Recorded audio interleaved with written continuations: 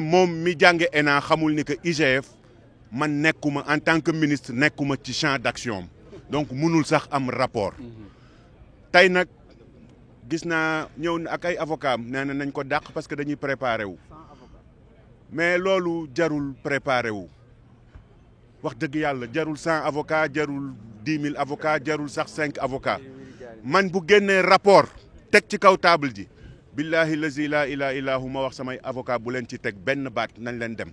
Mais le procès a été renvoyé dans quel état? Dans quel état d'esprit en fait c'est à sa demande.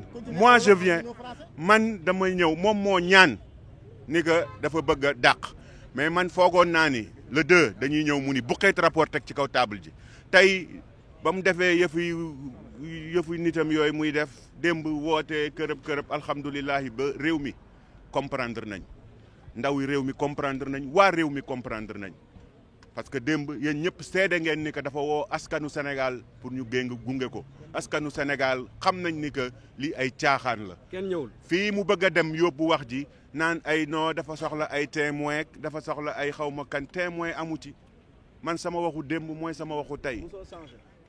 neewuma rapportu IGE neewuma rapportu IGF neewuma rapportu Cour des comptes neewuma na indi rapport gis naa leen nag ñuy dagg naan non Mame Mbaye nee na rapport am na rapport amul musuma bañ a wax ni que man maa bind demander pour ñu auditer te nag ñi jàng laa wax de ñi jàng xam nañ ni que booy engagé audit au moins audit boobu mënu laa jàpp waaye moom comme que nee na ñun ay nilaar lañ mais moom xam-xamam matul.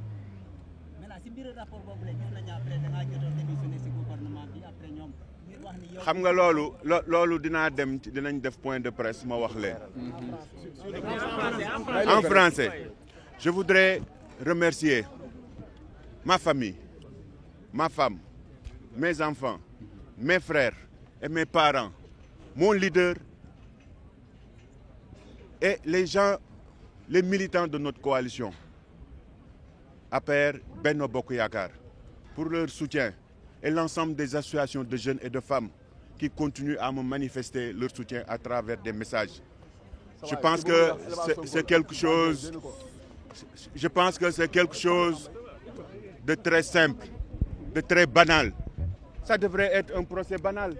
Une personne qui accuse un citoyen qui dit détenir un rapport. Mais on n'a pas besoin de 1500 avocats, on n'a pas besoin de renvoi. Moi, s'il produit ce rapport-là, que ça soit un rapport de l'IGE, que ça soit un rapport de l'IGF, que ça soit un rapport de la Cour des comptes, que ça soit n'importe quel rapport, même de services de renseignement étrangers, si M. Sonko produit ce rapport-là, moi je me constitue comme détenu. Aujourd'hui,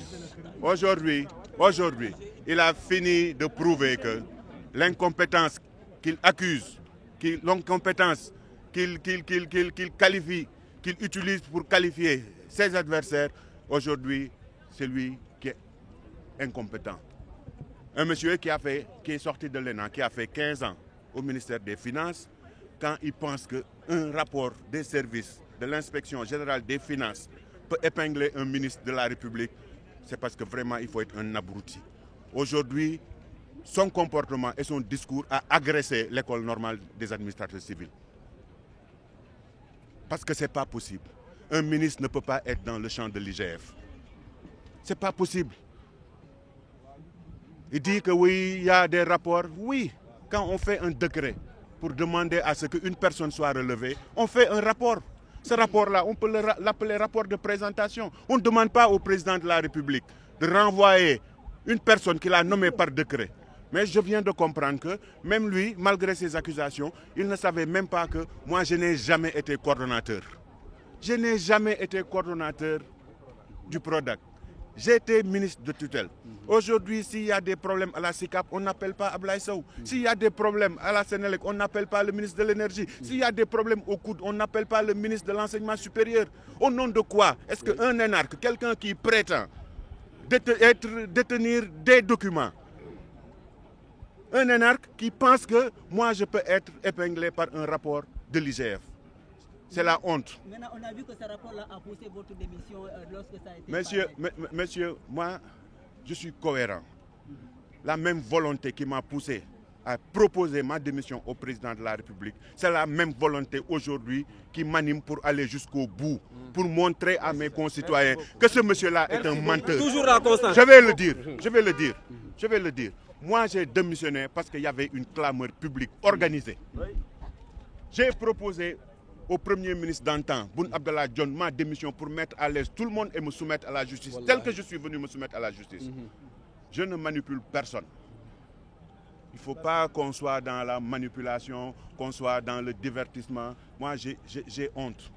J'ai honte pour ces cadres qui se disent respectueux de Pastef. Parce que si c'est cette personne-là qu'ils veulent faire, qu'ils proposent comme président de la République, vraiment, il a abruti notre